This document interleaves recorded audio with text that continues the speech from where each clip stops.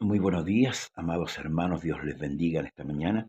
Les saludo en el nombre del Señor y Salvador Jesucristo, nombre que es por sobre todo nombre. Agradecemos la bondad de Dios de darnos una jornada más, ¿amén?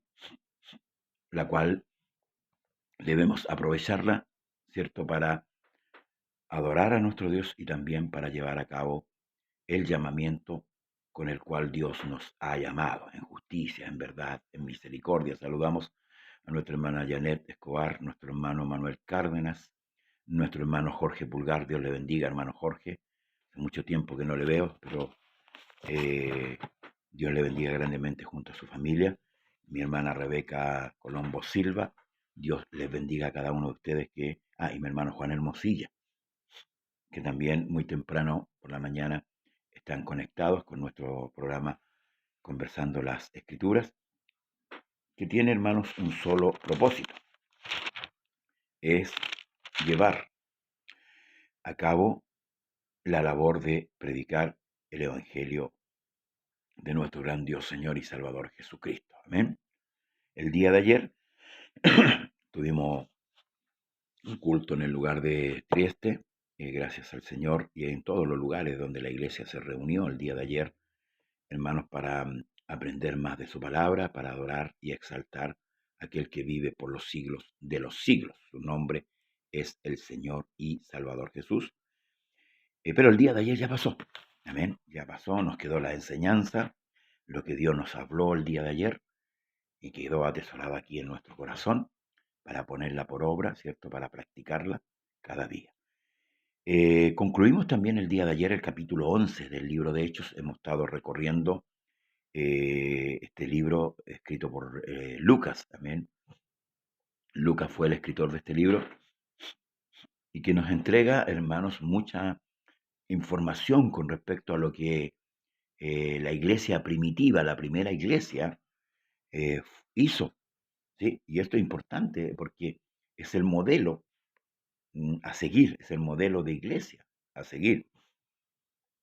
Y en el capítulo 7, ¿recuerdan ustedes el capítulo 7 que tenemos la muerte de Esteban, ¿verdad? El primer mártir de la iglesia, eh, que fue muerto a piedradas, ¿verdad? De ahí se produce el llamamiento luego en el capítulo 9 del apóstol Pablo, que es Saulo de Tarso, y lo encontramos en el capítulo 10, donde Dios le abre la puerta a los gentiles, ¿cierto? A través de Pedro, la predicación de la casa de Cornelio, donde viene la confirmación de parte de Dios, derramando sobre los gentiles también el Espíritu Santo. Amén. Eso confirma a los judíos, por eso que le decía el otro día que pusiera atención que los que acompañaron a Pedro fueron 6, que eran de la circuncisión. Y esto le confirmó a los judíos que comenzaron la iglesia, porque la iglesia comenzó con los judíos, los hebreos. Amén. Casi 120 hebreos, después 3.000, 5.000, y así fue aumentando el número de los hebreos en la primera iglesia, que estaba situada en aquel tiempo en Jerusalén. El mandato de Dios era predicar el Evangelio: Jerusalén, Judea, Samaria y hasta lo último de la tierra, ¿recuerdan? Y en el capítulo 7, la iglesia se había estancado ahí. Estaban bien, dice que todos tenían las cosas en común, ¿verdad? Vendían las propiedades, comían, ¿cierto? Estaban juntos, era una iglesia unánime, gloria al Señor, pero el propósito de Dios no era que se quedaran en Jerusalén. El propósito de Dios era que avanzaran hacia Judea, ¿verdad? Que esto se expandiera. La idea del Señor, que la buena noticia del Evangelio se expandiera por todo el mundo. Entonces ellos se habían quedado en Jerusalén tranquilos y se levantó una persecución después de la muerte de Esteban. Felipe fue a dar cierto a Samaria y así muchos hermanos pasaron predicando el Evangelio por Judea. Pero aquí el capítulo 12 nos encontramos, hermanos amados, con otra muerte, otro hijo de Dios que muere para la gloria del Señor y muere como hijo de Dios. Amén. Dice: en aquel mismo tiempo el rey Herodes echó mano a algunos de la iglesia para maltratarles y mató a espada a Jacobo, hermano de Juan. Y viendo que esto había agradado a los judíos, procedió a prender también a Pedro. Eran entonces los días de los panes sin levadura. Y habiéndole tomado preso, le puso en la cárcel, entregándole a 4 grupos de 4 soldados, cada uno para que le custodiase, y se, y se proponía sacarle al pueblo después de la Pascua. Así que Pedro estaba custodiado en la cárcel, pero la iglesia hacía sin cesar oración a Dios por él. Este rey Herodes quiso congraciarse, ¿cierto?, con la casta judía, la dirigencia que había en aquello entonces, ¿cierto?, los fariseos que eran los que gobernaban el pueblo después de Roma, ¿verdad? Roma estaba sobre Israel, y estos dirigentes judíos que eran los que manejaban el pueblo, que perseguían a los del nombre, este rey Herodes quiso consagrarse, entonces tomó preso a Pedro y mató a Jacobo a espada. Y esto le gustó pues a la gente, porque usted sabe que eran odiados los que predicaban el nombre de Jesús y siempre va a ser así. Jesús nos advierte, dice que el mundo nos aborrecerá. Amén. ¿Por qué? Porque le hablamos al mundo de su mal, le enrostramos muchas veces el pecado para que se conviertan. Esa es la intención. Amén. Pero el hombre natural, como dijo David, ¿quién va a poder entender sus propios errores? Líbrame de los que me son ocultos. Ciertamente el hombre natural no quiere reconocer que está en falta. La religiosidad hoy día ha engañado al hombre natural y el hombre jura que está bien con Dios, ¿cierto? Pero para reconciliarse con Dios, hermanos amados, Jesús le dijo a Nicodemo que el hombre debería nacer de nuevo, de agua y de espíritu. Amén. Un nuevo nacimiento, no en la carne, porque es imposible que volvamos a nacer en la carne. Es un nacimiento de Dios. Dios es el que hace nacer a la criatura con una mente nueva, renovada. Amén. Por eso que el hombre por sí solo no puede entender la palabra de Dios. Pablo lo explica de esta manera diciendo que el hombre natural no puede percibir las cosas que son del espíritu, porque la carne no puede entender esas cosas, eso es locura. Es una locura que un hombre que esté en una cruz salve a otro, como decía el día de ayer la escritura, la palabra. Es imposible, pero sin embargo el ladrón, uno de los ladrones que estaba en la cruz, le pidió el socorro a Cristo, estando en una condenación similar y en una condición física similar. Pero esto le agrada a Dios porque en la locura de la predicación Dios quiere salvar a la gente. Amén. Ese es nuestro Dios, es especial. Amén. Es maravilloso. Cuando nosotros llegamos a conocer a este Dios, hermanos amados, vamos a estar siempre dando gloria a nuestro Dios y gloria a nuestro Dios por Jesucristo que murió en la cruz. Entonces, hermanos, se inicia esta como una persecución. Porque dice, en aquel mismo tiempo el rey Herodes echó mano a algunos de la iglesia para maltratarlos. O sea, aquí se inicia una persecución que va a traer nuevamente frutos. ¿Para quién? Para la iglesia. Amén. Sí. Recuerde que la muerte de Esteban trajo frutos. La persecución que se levantó trajo frutos. Samaria creyó. Felipe llegó allá a Samaria, predicó el evangelio y fueron muchos bautizados. Y Pedro y Juan, ¿cierto?, concurrieron luego para imponer las manos para que los samaritanos también recibiesen el Espíritu Santo. Amén. Y eso es lo maravilloso. Entonces, Pedro fue encarcelado y fue bien custodiado. Amén. Fíjese que como consideraba a la gente de aquello entonces a los que predicaban el Evangelio, los consideraban como hombres peligrosos. Pero no usaban, no portaban armas. Los creyentes no portaban espada, no portaban nada. Solamente llevaban el Evangelio y el poder de Dios en su vida. Eran peligrosos para esa humanidad. Mire, dice, así que Pedro estaba custodiado en la cárcel, pero la iglesia hacía sin cesar oraciones. ¿Ah? Luego, y cuando Herodes le iba a sacar aquella misma noche, estaba Pedro durmiendo entre 2 soldados, sujeto con cadenas, o sea, estaba encadenado, y los guardas delante de la puerta custodiaban la cárcel. Y aquí se presentó un ángel del Señor y una luz resplandeció en la cárcel, y tocando a Pedro en el costado, le despertó diciendo, levántate pronto, y las cadenas se cayeron de las manos. Dios bendiga a nuestra hermana Daniela Fernanda. Amén. Le dijo el ángel, cíñete, escuche, cíñete y átate las sandalias. Y lo hizo así. Y le dijo, envuélvete en tu manto y sígueme.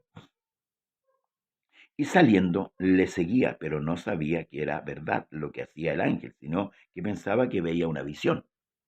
Habiendo pasado la primera y la segunda guardia, llegaron a la puerta de hierro que daba a la ciudad, la cual se les abrió por sí misma. Y salidos pasaron a una calle y luego el ángel se apartó de él. Entonces Pedro, volviendo sí, dijo, oh, ahora entiendo verdaderamente que el Señor ha enviado su ángel y me ha librado de la mano de Herodes y de todo el pueblo de los judíos que le esperaban. Y habiendo considerado esto, llegó a la casa de María, la madre de Juan. Este Juan es Juan Marcos, amén, el que escribe el Evangelio de Marcos. ¿Mm? La madre de Juan, el que tenía por sobrenombre Marcos. ¿Ve? Este es el escritor del libro de Marcos, donde muchos estaban reunidos, orando. ¿Qué estaban haciendo? Orando. Estaban redimiendo el tiempo. Se vino una necesidad, se reunieron como tal y estaban orando. Es lo que hemos perdido a través del tiempo, la iglesia. Los cultos de oración, cuando se reúne la iglesia para orar. Nos falta eso. Hay muchas iglesias que sí lo están practicando hoy día y eso, y gloria a Dios por esos lugares, amén, que hoy día volvieron, ¿cierto?, a tener un espacio, un día de oración, determinar un día, porque hoy día se le ha quedado mucho tiempo a Dios. Yo me acuerdo en mis comienzos, y aquellos que son antiguos en el Evangelio, nosotros vivíamos en la iglesia. Lunes, martes, miércoles, jueves, viernes, sábado, domingo. Y luego lunes, martes, miércoles. Vivíamos. Pero con el tiempo, muchos hombres que entraron a las iglesias fueron enfriando esto. Paulatinamente se les fue quitando el tiempo que la iglesia le dedicaba a Dios. Y se fue disminuyendo. ¿No? Es lo mismo que yo hago mención siempre. En el culto a Dios, si bien es cierto, en la primera parte nosotros le hablamos nosotros a Dios, adorándole, exaltándole, pero tiene que haber un gran tiempo en donde Dios nos habla a nosotros. Para eso es el culto. Donde Dios utiliza un predicador o un pastor, un ministro de Dios, para hablarle por medio de él a la congregación. Esto tiene que ser parejo. Nosotros necesitamos escuchar la voz de Dios, siempre. Entonces, ojalá Dios quiera que volvamos a esos cultos de oración donde nos congregábamos y derramábamos nuestra alma delante del Señor. El Espíritu Santo era el que hablaba, hacía esa oración espiritual, no la oración de la carne. Amén. Entonces, la iglesia estaba orando, y bueno, Dios liberta a Pedro.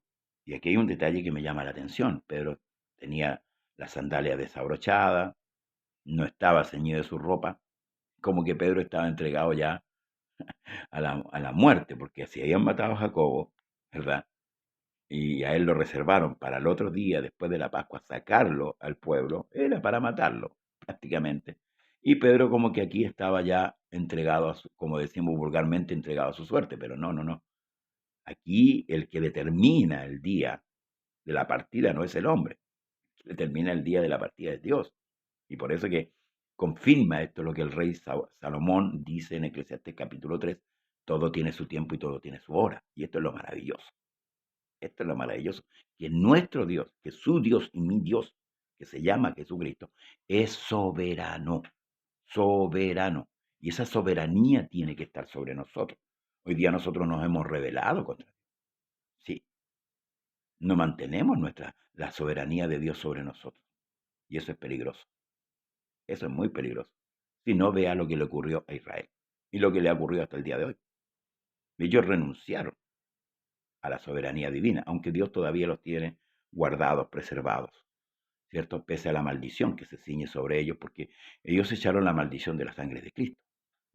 Pero aún así, el amor de Dios, la misericordia de Dios, tiene preservado al pueblo en su soberanía, porque Dios es soberano, nadie le va a decir a Dios lo que Él tiene que hacer, nadie va a aconsejar a Dios.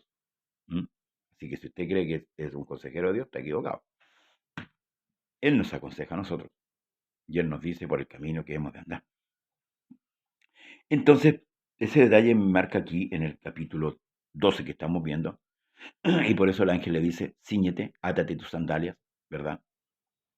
Ponte tu ropa. Es como cuando Pablo le dice que a la iglesia, vestidos de toda la armadura de Dios. Vestámonos de la armadura de Dios. Y ahí hace, ¿cierto? En ese capítulo 6 de Efesios, hace una reseña de cuál es la vestimenta, cómo usted y yo hoy día debemos estar vestidos. No está hablando de esta vestidura física, de esta vestidura terrenal. Está hablando de una vestidura espiritual. ¿Mm? Con el presto del Evangelio, el escudo de la fe, y así, etcétera, etcétera. El apóstol Pablo sigue diciendo a la iglesia cómo debe ceñirse. Y es cierto, debemos en estos tiempos ceñirnos más que nunca, donde el arrebatamiento de la iglesia está muy cerca, muy próximo.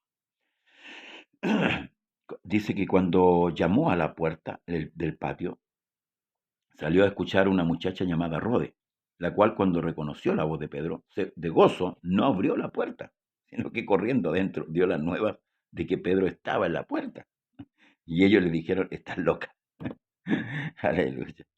Esta muchacha con mucha alegría, con mucho gozo, ¿verdad? De escuchar a Pedro, se le olvidó abrir la puerta, pero fue a avisar adentro, ¿cierto? Donde estaban orando los hermanos. Y los hermanos la trataron de loca. Parece que los hermanos no estaban orando con mucha fe. Amén. Pero estaban orando. Amén. Y eso es lo importante. Pero ella aseguraba que así era. Entonces ellos decían, es su ángel. Aleluya. Mas Pedro persistía en llamar. Y cuando abrieron, le vieron y se quedaron atónitos. Se asombraron de ver a Pedro, ¿verdad? Porque ellos sabían, hermanos amados, la calidad de rey que era Herodes y toda su prole. Amén. Un rey muy perverso, un rey tirano. Amén. Que a todo esto no era judío. No era judío. Entonces, hermanos amados, porque por lo general los imperios colocaban a hombres judíos, o sea, hombres de esa nación, para que gobernasen su propia nación, pero ellos los supervisaban. ¿Mm? Es por eso que en el libro de Primera de Samuel, Primera de Reyes, Segunda de Reyes, cuando usted ve la sucesión de reyes, está hablando de reyes judíos, pero están bajo la supervisión de los imperios. Porque desde que terminó el gobierno de Roboán y cuando se divide, ¿cierto? Israel en 11 tribus por un lado y una por otra, y viene la subyugación de los imperios, sí siguieron gobernando los reyes de Israel, pero estaban supervisados por los imperios. Amén. Entonces, hermanos amados, eh, pero él haciendo con la mano señal de que callasen, o sea, ¿ah? Les contó cómo el Señor le había sacado de la cárcel y dijo, haced saber esto a Jacobo y a los hermanos, y salió y se fue a otro lugar. ¿Mm? Luego que fue de día, estaban de madrugada, estaban orando, hermanos. Amén. Lo que nos cuesta a nosotros levantarnos de madrugada. Luego que fue de día, hubo un no poco alboroto entre los soldados sobre qué había sido de Pedro. Mas Herodes, habiéndole buscado sin hallarle, después de interrogar a los guardas, ordenó llevarlos a la muerte. Después descendió de Judea a Cesarea y se quedó allí. ¿Por qué mataron a los guardas? Porque legalmente, de acuerdo a la ley de ese tiempo, cuando usted custodiaba un preso, si el preso se le escapaba, la vida suya era por la del preso. Y esto se venía dando desde hace mucho tiempo. Recuerde la guardia que colocaron para custodiar el sepulcro de Cristo, ¿se acuerda, no? Si usted va al Evangelio de Mateo, ahí hay un relato que no es menor con respecto a esto, y que coincide con esto y que va a coincidir con el carcelero de Filipo. Por eso que el carcelero de Filipo pidió una espada para matarse, porque él pensó que después de ese terremoto que había habido y que donde las puertas de la cárcel se abrieron, todos se habían arrancado, todos habían huido. Entonces él pensó y dijo, yo aquí mejor me mato porque me van a matar igual. Es lo que hizo aquí Herodes, ¿cierto? Con esta guardia, que prácticamente no supo cómo Pedro salió. ¿Mm? Dios sí lo sabía y nosotros también hoy día lo sabemos. Pero como eran culpables, fueron llevados a la muerte. ¿Mm? Y Herodes estaba enojado contra los de Tiro y de Sidón, pero ellos vinieron de acuerdo ante él y sobornaron a Blasto, que era camarero mayor del rey. Pedían paz porque su territorio era abastecido por el rey. Y un día señalado, Herodes, vestido de ropas reales, se sentó en el tribunal y les arengó. Y el pueblo aclamaba gritando, voz de Dios y no de hombre. Eso es lo que nosotros también tenemos que clamar en nuestros cultos.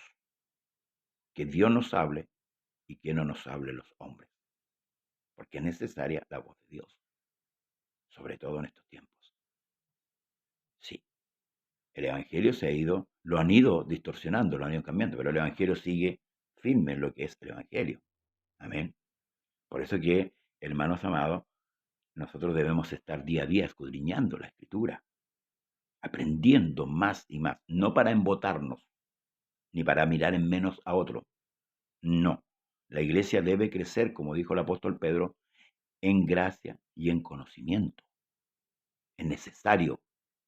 No podemos ser una iglesia que ignore muchas cosas. No, a nosotros nos es dado, como dijo el Señor cuando los discípulos preguntaron que por qué a los fariseos, ¿cierto? A los judíos les predicaba en parábolas. Y Jesús le dijo el motivo y la razón del por qué. Dios a la iglesia no le niega la sabiduría. Dios a su iglesia no le niega el conocimiento. El problema es que muchos que son iglesia de Dios no quieren conocer a Dios. Y si yo predico a Dios, debo conocer a Dios. Yo debo estar capacitado, como dijo el apóstol Pablo, para presentar defensa cuando alguien demande de mí la razón de mi fe.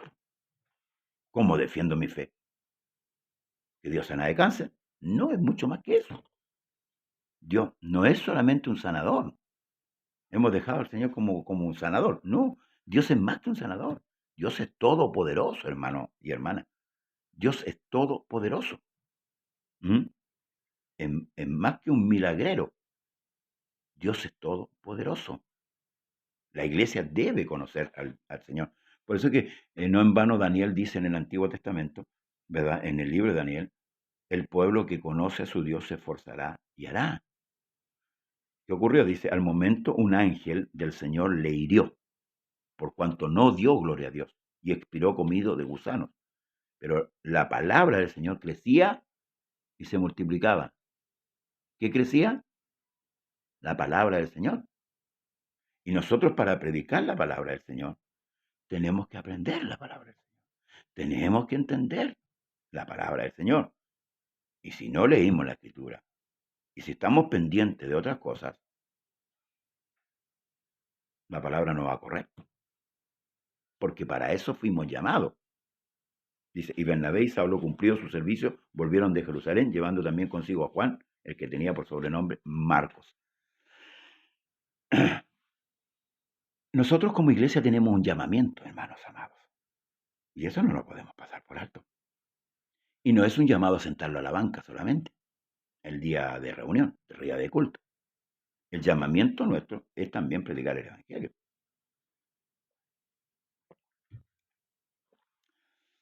Sí, es llevar a cabo el plan de Dios. Que el Evangelio del Reino sería predicado en todas partes. Miremos los ejemplos que tenemos. Primeramente Jesús, luego los apóstoles. Pablo, el último apóstol llamado. Sí, Pablo fue el último apóstol que Dios llamó. Amén. ¿Por qué? Porque los apóstoles son 12. Como siempre lo he dicho. Lo dice Apocalipsis. Son 12 puertas. Jesús le dijo a los discípulos, yo os he asignado a ustedes un reino para que ustedes juzguen al pueblo de Israel, a las 12 tribus de Israel. Por eso que siempre hacemos mención de esto. Los apóstoles son 12. El último llamado, y Pablo lo dice, lo confirma diciendo, y como último, como un abortivo, me llamó a mí. ¿Mm? El último apóstol que murió fue Juan. No hay más apóstol. El último apóstol llamado fue Pablo. Entonces, hermanos amados, nosotros como iglesia debemos tener el conocimiento de nuestro Dios. Porque ¿cómo yo voy a predicar a un Dios que no conozco? No es que Dios me sanó de cáncer. Gloria al Señor. Pero conózcale, porque Dios quiere que le conozca. A tal grado que Dios quiere que le conozcamos, que Él vino, porque Dios es espíritu, vino en carne, visible, y Él enseñó. Dice, en aquel día nadie le dirá a su hermano, conoce a Dios, porque todos me conocerán. Por eso es que Dios se da a conocer. Pablo lo refleja de esta manera. Grande es el misterio de la vida. Dios fue manifestado en carne. ¿De quiénes son los patriarcas? De los cuales, según la carne, vino Cristo, el cual es Dios con mayúscula, bendito por los siglos. Entonces, Dios se manifestó ¿para qué? Para que usted y yo le conozcamos, porque no podemos ser testigos de un Dios que no conocemos. Dios dota al hombre del Espíritu Santo para que sea el Espíritu Santo que atestigue en nosotros con respecto al Evangelio. Por eso que debemos siempre estar pidiendo al Señor ser lleno del Espíritu Santo y del conocimiento, lleno de la gracia, lleno del conocimiento, lleno del Espíritu Santo, lleno del conocimiento. ¿Se fija? ¿Ve? Sí, es como un juego de palabras, pero debe estar ahí en nosotros. Yo debo conocer a tal grado al Señor que yo debo apagar todo fuego impetuoso, o sea, todo pensamiento que es contrario. Yo, cuando contiendo por esta fe, yo debería apagarlo, porque tengo la capacidad en Dios, ojo, en Dios, no humana, en Dios. Y tengo, como dijo el apóstol Pedro, la palabra profética más segura, la cual hacéis bien estar, escuche bien, atento, como una antorcha que alumbra, ¿dónde?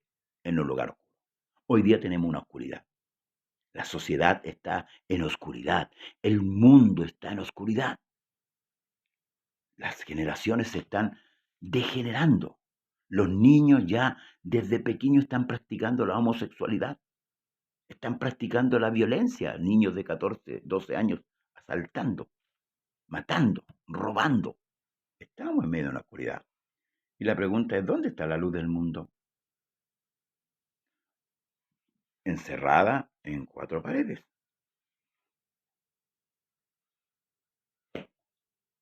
Gloria a Dios por los que predican. Gloria a Dios por los que se esfuerzan. Gloria a Dios por aquellos que donde van instalan la bandera de Jesucristo. Para decirle al mundo que solamente en Jesús hay perdón de pecados.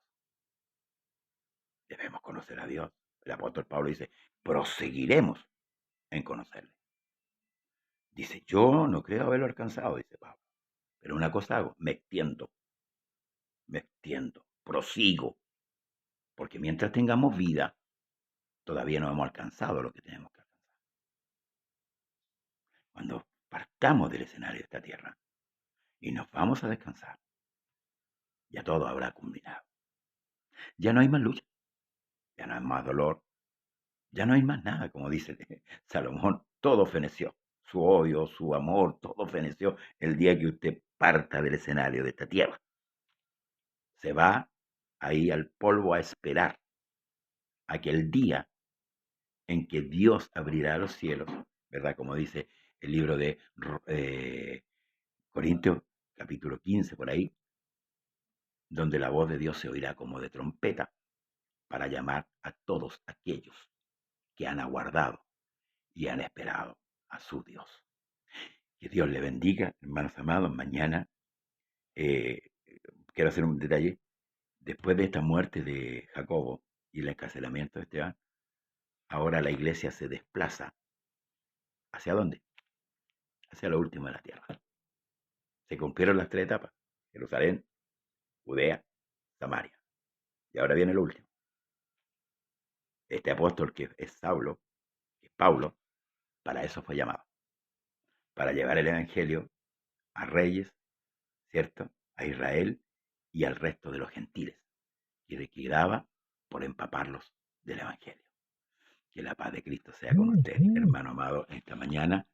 Dios le bendiga grandemente a todos los santos del Señor Jesús.